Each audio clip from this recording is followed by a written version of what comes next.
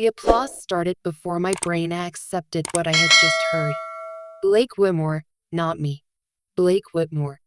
The man who had been at Harbor Point Systems for 14 months and once asked whether our claims reconciliation engine ran on the cloud or inside the database, had just been promoted to Director of Core Infrastructure. I sat in the third row of the all-hands meeting with my hands folded in my lap, smiling the way women in corporate America learn to smile when someone younger, louder, and significantly less useful walks away with the title they earned. If you're curious how Blake's big promotion became his downfall, like this video. Where are you listening from? And what time is it there? Because what happened next made everything worse. Our CEO, Martin Hale, beamed at Blake from the stage. Blake has brought fresh strategic vision to the infrastructure organization, he said. Fresh was one word for it. Unburdened by technical understanding was another. Blake stood, buttoned his navy suit jacket, and gave the room a humble little nod, as if he had not spent the last year converting my documentation into executive talking points. Then he turned around and looked directly at me. That was the moment I knew this was not just an oversight. It was a message. After the meeting, he caught me near the coffee machine. Vivian, he said, using the gentle tone people reserve for layoffs and poorly trained dogs. I know this might feel disappointing, but you're still absolutely critical to the team. Am I? Of course. In fact, I need you to prepare the full claims bridge architecture packet for Northstar Health Alliance by Friday. Something polished, executive-friendly. I'll be presenting it. There it was. He got the title. I got the homework. I looked at his expensive watch, his perfect smile, and the confidence of a man standing on a bridge he did not know I had built. Sure, I said. I'll prepare exactly what my role requires. That night, I opened my employment contract for the first time in years. One line stopped me cold. Senior Systems Engineer Advisory Support only, not executive accountability. I read it twice, then I smiled. Blake had just been promoted into responsibility for a system only I understood. I want to make this clear. This is a fictional story with some details supported and developed using artificial intelligence to enhance drama, emotion, and highlight thought-provoking messages. Now, let's continue. That line in my contract sent me back 9 years to the day Harbor Point hired me because Claims Bridge was a billing bonfire with a login screen back then. The system crashed every month and closed. Clinics waited days for reimbursements. Hospitals called support like it was a hostage negotiation. A duplicate claim bug froze $3.4 million in payments and made our CFO age before lunch. I was brought in as the quiet fixer, corporate language for please save us, but don't expect anyone to remember your name. So I rebuilt it. I rewrote the reconciliation engine, redesigned the audit trail, created failover rules, and documented every ugly decision by year 3. Claims Bridge was processing $68 million a day with fewer outages than our coffee machine.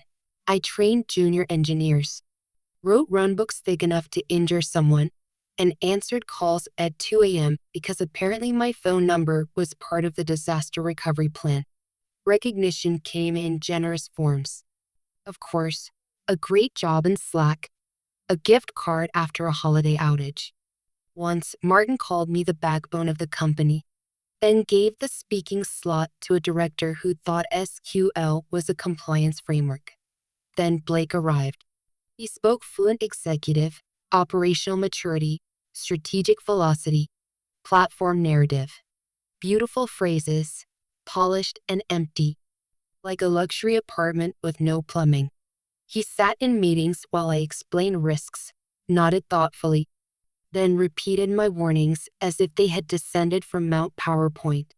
8 months before his promotion, I flagged that our legacy payer API could misclassify high-volume claims during batch retries. Blake waved it off.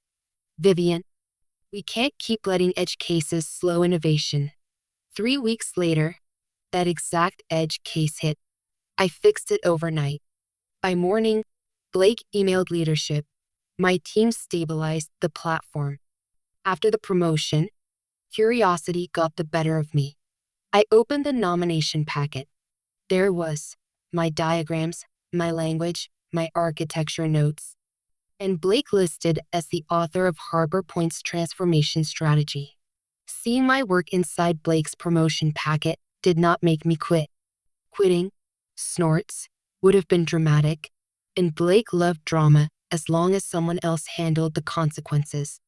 I chose something far more dangerous to a company built on invisible labor.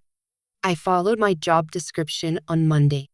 I arrived at 900 hours sharp, not 712 with overnight error logs open. I did not open the monitoring dashboard before breakfast. I did not scan failed batches just in case. I answered emails addressed to me, updated the compliance notes assigned to me, and ignored 3 Slack messages that began with quick question, corporate code for unpaid consulting. At 10:40, Mia from Platform Engineering appeared beside my desk, pale and clutching her laptop. Vivian, the pair retry service is throwing inconsistent statuses. You've seen this before, right? I had. Twice. Once on Thanksgiving. While Blake was probably posting about gratitude, the runbook covers that. I said, Section 6.3. If the behavior differs, open an incident ticket and tag the service owner. She blinked. You're not going to just look? I am looking, I said, pointing at my assigned work, at what I'm responsible for. By noon, the quick question had become a thread with 14 replies, 2 confused engineers, and Blake adding, let's align on root cause, which was impressive because he had not yet aligned with the cause. At 500 hours, I closed my laptop. People looked up as if a fire alarm had learned to walk. That evening, Blake messaged me, Vivian, during this leadership transition, I need you to be more flexible. I replied, absolutely. Please submit any additional requests through the official assignment system so priorities and accountability are documented. He did not respond for 11 minutes. That silence was the first honest thing he had given me. Blake's silence lasted until Wednesday morning, when his new accelerated modernization patch went live and immediately performed like a raccoon operating a forklift. At 8:07, claims bridge marked 12,400 insurance claims as processed, even though the payment transfers had not completed. By 8:19, $1.7 million was sitting in accounting limbo. Clinics could see approval notices. Hospitals could not see deposits, and customer support began receiving calls from billing managers who sounded one bad sentence away from litigation. I learned this at 900 hours when I walked in holding coffee. Blake was already outside my desk, tie crooked, laptop open, leadership aura visibly buffering. Vivian, we have a critical incident. Is there a ticket assigned to me? He stared. This is not the time for bureaucracy. No, I said, setting down my bag. This is exactly when bureaucracy becomes evident. His jaw tightened. You fixed worse without paperwork. Yes. And last quarter, you told leadership we needed disciplined process maturity. Congratulations, we're mature now. By 9:12, an incident ticket appeared. I reviewed the logs, traced the failure to a retry status mapping Blake's team had approved without reading the dependency notes, and wrote a remediation plan, freezing outbound confirmations. Reconcile the affected batch, restore payment states, then submit a compliance notice before restarting the queue. Blake hovered behind me. Can you just execute it after a change of approval? That takes hours. So does explaining to auditors why we changed financial records without approval for once. No one argued. Compliance approved the emergency change at 11:46. I implemented the fix in 43 minutes, validated the claim states, and documented every step like the boring little liability shield I had become. At 2:18, Blake sent leadership an update suggesting the incident experienced delays due to delayed technical escalation. Bold move. At 2:24, compliance replied with a system timeline. Ticket assigned to Vivian Stone at 9:12. Vivian response logged at 9:18. Root cause documented at 9:41. 6 minutes late to his lie. Blake discovered the logs could be read after compliance embarrassed him with timestamps. Blake stopped pretending this was about efficiency. By Thursday afternoon, he had discovered the oldest management tool in the building, forwarding his insecurity to HR. The subject line was beautiful in the way a leaking ceiling is beautiful. Concerns regarding change resistance and incident responsiveness. I was invited to a meeting at 3:30. Blake sat beside Dana from HR wearing the expression of a man bravely surviving consequences he had personally ordered. Dana folded her hands. Vivian Blake has raised concerns that you may be struggling to adapt to the new leadership structure. Interesting, I said. Which part? Blake leaned forward. You've become less collaborative, slower to engage. The team feels unsupported. Corporate translation. The vending machine stopped giving free snacks. I opened my folder. Not a dramatic folder. Just 12 pages of dates, tickets, emails, and my job description. I slid the first page across the table. That is the incident timeline from Wednesday. This is my official role description. This is Blake's email from last month instructing the team to follow formal escalation channels. These are 37 after-hours interventions I performed in the past year without assignment, approval, or compensation. Dana's face changed halfway through page 4.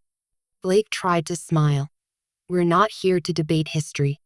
No, I said. We're here because history became inconvenient. The meeting ended with no corrective action, which in HR language meant Blake had thrown a grenade and forgotten to pull the pin. So he improvised. The next morning, he announced that no engineer should come to me directly. All technical questions had to route through him first. By lunch, a simple claim status bug had 3 owners, 2 conflicting priorities, and 1 Slack thread where Blake wrote, "Let's circle back on the data layer," while discussing a user interface problem. At 4:55, Mia stopped beside my desk, voice low. Vivian? He's editing the North Star audit deck. I looked up. He's removing your name from the architecture credits. If you think Blake was right to report me to HR, comment necessary. But if you think he abused his power to hide failure, comment he needs to be exposed. I want to know which side you're on. Mia's warning should have made me angry. Strangely, it made me calm. Blake was not stealing my work because he was clever. He was stealing it because, so far, nobody had asked him to explain it without me standing nearby like corporate life support. I could have marched into Martin's office and accused him. That would have been satisfying for about 12 seconds. Then, Blake would have lowered his voice, used words like disgruntled and alignment, and turned my evidence into an attitude. So, I gave him exactly what he wanted. At 7:18 that evening, I uploaded the full North Star architecture packet to the shared audit folder. It included the claims bridge data flow diagrams, the dual ledger reconciliation model, failover procedures, dependency maps, and risk notes for every weak point Blake had dismissed over the past year. But I did not send a flat PDF. I sent the source files. Every document carried a version history. Every diagram had embedded author tags. Every risk note linked back to the original ticket. Every architecture decision record included dates, reviewers, and comments Blake had left unread for months. If he wanted to erase me, he would need to erase the building's memory. At 7:41, Blake replied, "Great. I'll streamline this for the executive presentation." Streamline, a lovely word meaning remove the person who did the work. The next morning, I saw his revised deck. My name was gone from the contributor slide. The phrase prepared under Blake Whitmore's leadership appeared 3 times because apparently theft needs branding. I downloaded the deck, saved the email, and did nothing. That was the trap. Not drama, not revenge. Just evidence waiting patiently in places Blake never thought to check. 2 hours before the North Star review, I received the attendee list. Their lead auditor was Elaine Porter. I stared at the name, then laughed once. Elaine and I had worked together 6 years earlier. She knew my documentation style before Blake knew where the server logs lived. This would be interesting. The North Star review began at 10 a.m., and Blake entered the conference room with the confidence of a man about to present stolen homework to the teacher who assigned it. North Star's renewal was worth $96 million over 3 years. Losing it would not sink Harbor Point, but it would punch a hole large enough for the board to start asking unfriendly questions. Naturally, Blake opened with a smile. Over the past year, I've led the modernization of Claims Bridge into a more scalable, audit-ready platform, he said. I sat near the wall, hands folded, watching Elaine Porter read slide 2. Her eyebrow moved, just a little. It was the professional version of a smoke alarm. She let Blake talk for 8 minutes about resilient workflows and operational confidence. Then she asked, why did Harbor Point choose dual ledger reconciliation instead of single ledger rollback for high-volume pair batches? Blake nodded slowly, buying time with his neck. That decision was about flexibility, he said. Elaine weighed. Flexibility against which failure mode? His eyes flicked toward me. I looked at him with all the warmth of a closed bank vault. Well, he said, the broader architecture supports multiple scenarios. Elaine clicked open the original architecture decision record. My name sat at the top, dated 7 years earlier. I'd like Vivian Stone to answer. The room changed temperature. I stood and explained the choice. Plainly, single ledger rollback created legal exposure when payer confirmations arrived out of sequence. Dual ledger reconciliation preserved auditability, isolated disputed claims, and prevented duplicate payments during retry storms.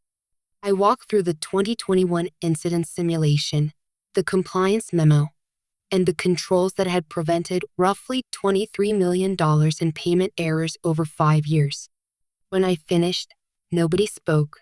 Elaine closed her laptop. North Star has serious concerns about the accuracy of Harbor Point's technical leadership representations. Blake's face empty. By 4:30, North Star paused the $96 million renewal and requested an internal investigation into who actually owned the Claims Bridge architecture. Suddenly, everyone knew exactly why Blake had panicked. By Monday morning, Blake had reinvented himself as the victim, which was impressive considering the crime scene was mostly his calendar invites. The internal investigation meeting included Martin, our CEO, Dana from HR, Carla, the CFO, 2 company attorneys, Blake, and me. Blake opened first because men like him consider silence an admission of someone else's guilt.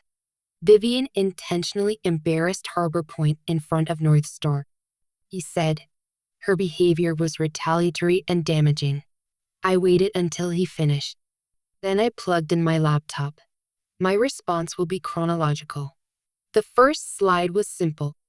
A 42-page timeline reduced to dates, documents, and system records. I showed the original Claims Bridge architecture files with my author tags, then Blake's revised audit deck where my name had disappeared, then his email saying he would streamline the materials. Corporate theft, apparently, came with verbs. Blake shifted in his chair. Those were leadership edits. Removing authorship is not editing. I said, it's laundering. Next came the ignored warnings. 6 documented risk memos about the payer retry service, each marked deferred by Blake or left untouched in review. Then the $1.7 million incident timeline ticket was assigned to me at 9:12. My response at 9:18. Root cause at 9:41. His accusation of delayed escalation appeared on the next slide, followed by compliance correcting him in writing. Dana stopped taking notes for a moment. One attorney leaned forward. Blake tried a new angle. If Vivian's knowledge was so critical, why didn't she train anyone? I clicked once. 17 proposals appeared: mentorship rotations, incident shadowing, architecture review sessions, documentation workshops, 6 years of requests. All postponed, deprioritized, or buried under next quarter planning. Blake's name appeared on the last 3 rejections. The room went quiet enough to hear the projector fan. Then Carla, the CFO, cleared her throat. There's more. North Star didn't only pause renewal. They issued a penalty notice for misrepresentation of technical governance. Blake finally looked scared, not misunderstood, not offended, scared. And for the first time all morning, nobody in that room looked at me again. After Carla mentioned the penalty notice, consequences began arriving with the polite efficiency of a finance department sharpening knives.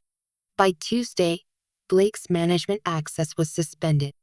By Wednesday, legal had opened a review of every technical presentation he had delivered. By Friday, they found 9 strategy documents where his name appeared as architecture lead on work he had not designed, reviewed, or understood beyond the title slide. Watching it unfold was not joyful exactly. It was cleaner than joy. It felt like air returning to a room after someone finally opened a window. The numbers were ugly. The payment incident had cost $1.7 million in remediation, credits, and emergency support. North Star's penalty notice carried a potential $4.2 million exposure. The $96 million renewal remained, and smaller clients requested assurance letters. Martin stopped saying fresh leadership energy in meetings, which I considered a small public service. Blake tried one final performance in a closed meeting with Martin, Carla, Dana, and me. He leaned forward. I can fix this, he said, but I need Vivian to work with me instead of against me. There it was again, the old magic trick, turning accountability into a woman's cooperation problem. I looked at him and said, you don't need me to work with you. You need me to keep absorbing the consequences of decisions you made without understanding them. His face tightened.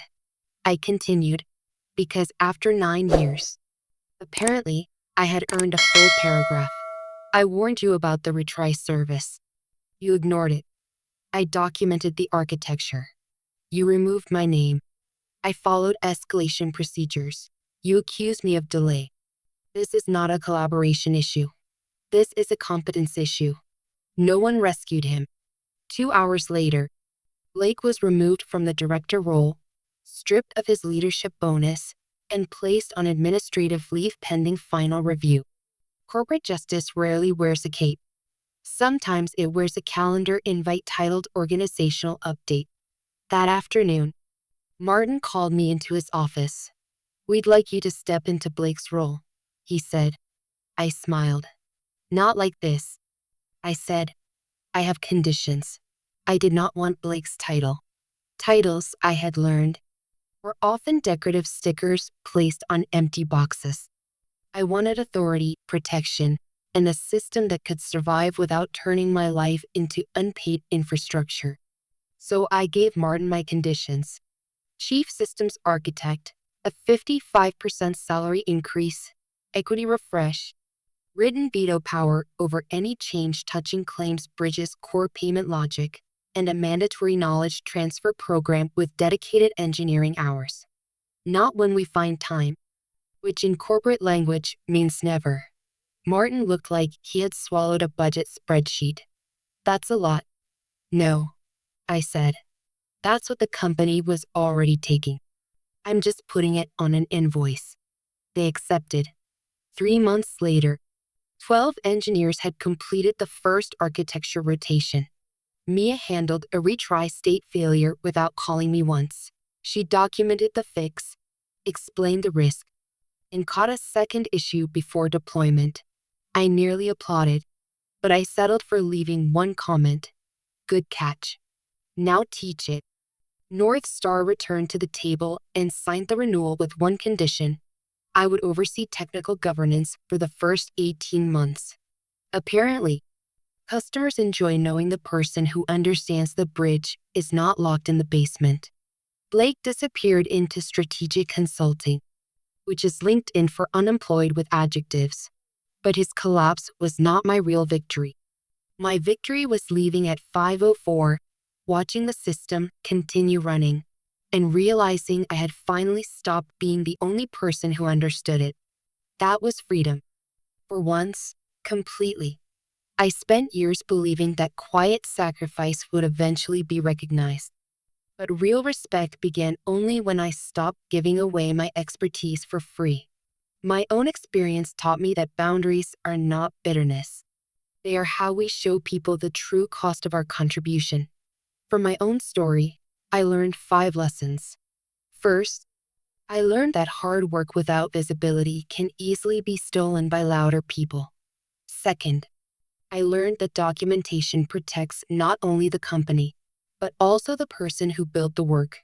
Third, I learned that doing only what my role requires can reveal how much extra labor I was silently carrying.